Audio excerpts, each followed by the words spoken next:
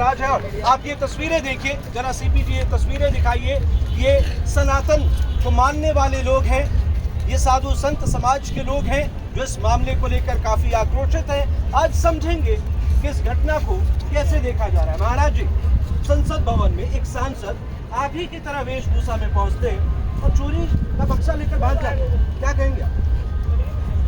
त्रेता में रावण ने साधु का वेश धर के माता जानकी का हरण किया था, और ये पप्पू यादव भी कलयुग का रावण है। इसने भी साधु का वेश धारण करके सनातन संस्कृति पे हमला किया है, साधुओं की परंपरा पे हमला किया है, साधुओं का अपमान किया है।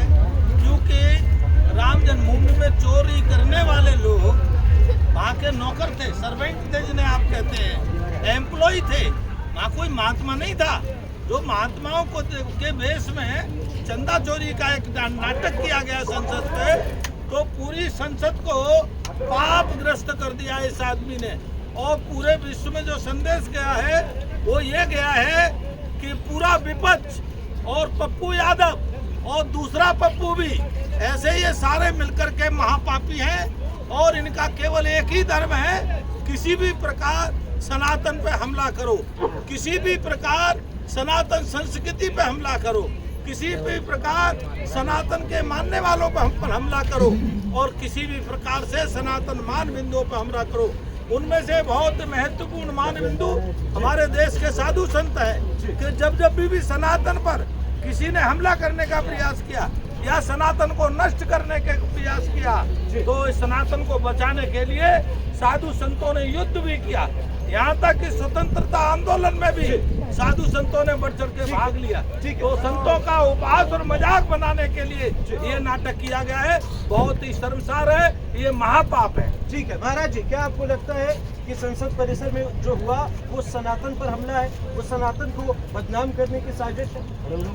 अनादिकाल से कुछ ऐसे लोग चले आ रहे हैं जो कालनेमी के रूप में गिने जाते हैं, तो उन्हीं कालनेमी का रूप धारण करके पप्पू यादव ने, जिसके ऊपर सैकड़ों मुकदमे हैं, विरोधी के हैं, अपहरण के हैं, धमकाने के हैं। सिर्फ पप्पू यादव ही नहीं थे, वहाँ राहुल गांधी थे, प्रियंका गांधी थी, समाजवादी पार्टी के सांसद थे और कांग्रेस पार्टी के कई सांसद थे, तमाम पार्टियों। ये जितने भी हैं, जितने भी आप इनका नाम ले रहे हो, जितना भी पूरा विपक्ष है, सनातन विरोधी है, वैदिक परंपरा का विरोधी है, इनको अपने वोट के खातिर ये कुछ भी कर सकते हैं, कितने भी स्थिति पर गिर सकते हैं, जा सकते हैं। जिस तरह से इन लोगों ने ऐसे व्यक्ति का संसद परिसर में साथ दिया, पप्पू यादव का, जो कालनेमी के रूप में उसने वेश धारण करके और दान पेटी दिखा के लोगों को गुमराह करने की कोशिश करी, और उसके साथ ये जो ये आज से अनादिकाल से, क्योंकि पृथ्वीराज चौहान को जयचंद ने मरवाया था, महाराणा को मानसिंह ने ये किया था, अब्दुल शाह अब्दाली के युद्ध में पानीपत की तीसरी लड़ाई में क्या हुआ था,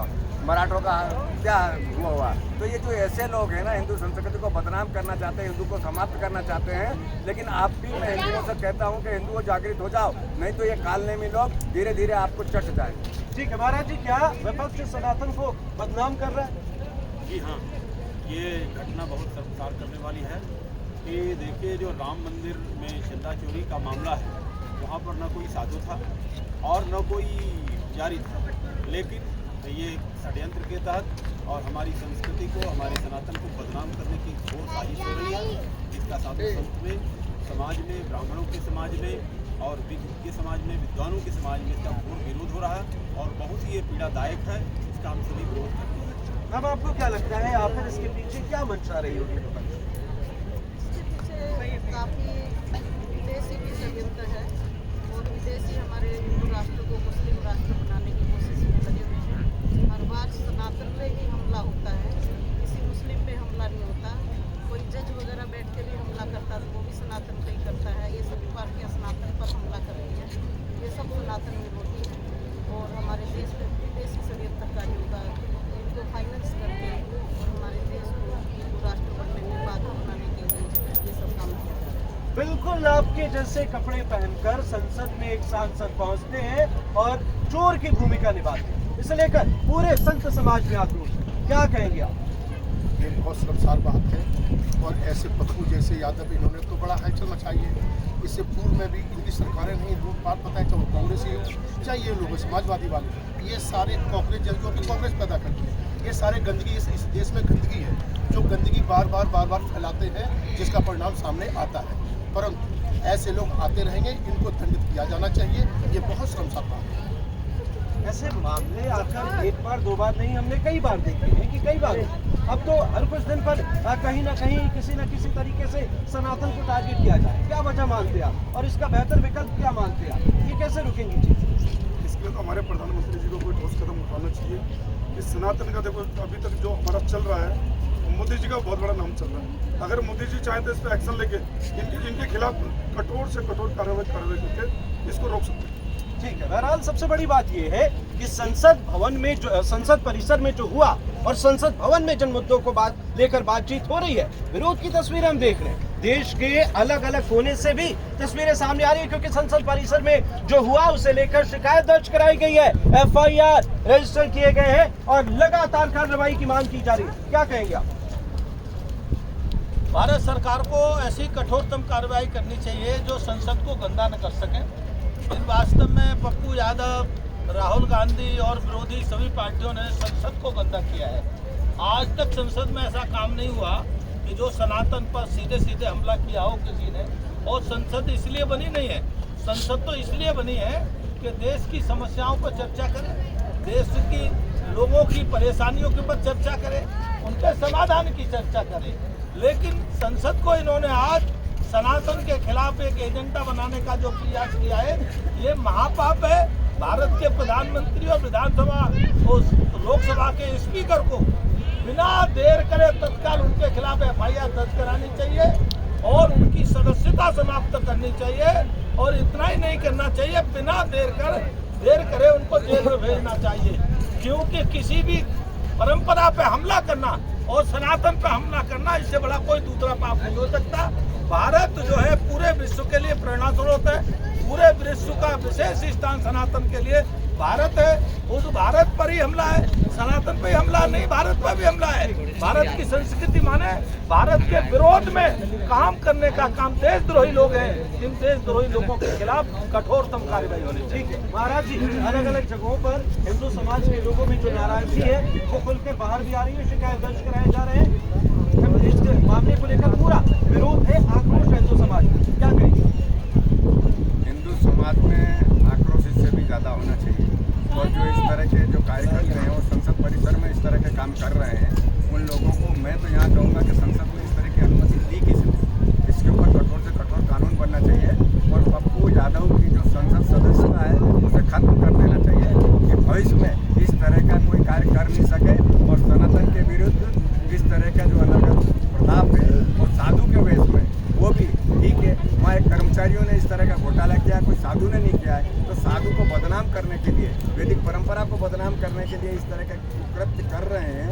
इन लोगों को जो खुद कुकर्मी है, खुद इस तरह के लोगों को धमकाने का उनके ऊपर एक तमगा लगा हुआ है, बाहुबली है। और ऐसे लोग अगर इस तरह का काम करते हैं और वो भी संसद परिसर देश चलाने के लिए, ना कि इस तरह के कामों के लिए, इस तरह से मतलब आपका दिखावा करने के लिए, बदनाम करने के लिए, सनातन को विश्व में मतलब उसकी बदनामी करने के लिए, तो ऐसे लोगों के ऊपर तो सख्त कार्रवाई होगी। और मैं फिर भी जनता मानस से कहता हूँ, सरकार करे या नहीं करे, हिंदू को जागृत होना चाहिए, सनातनी को जागृत होना चाहिए। अब वक्त आ गया है कि ऐसे पाखंडियों को मुंह तोड़ जवाब दे।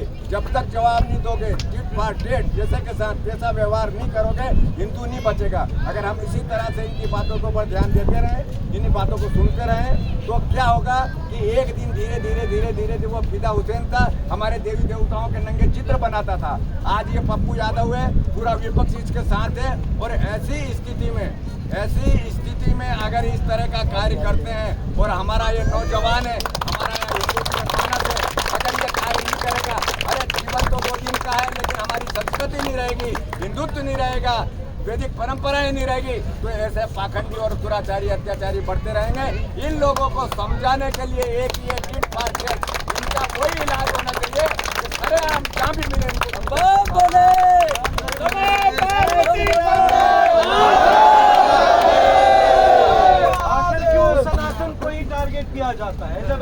मामले आते हैं आप टारगेट करिए। क्या कभी आपने ऐसी तस्वीर देखी है कि इस्लाम के मामले पर कोई पहुंचा हो?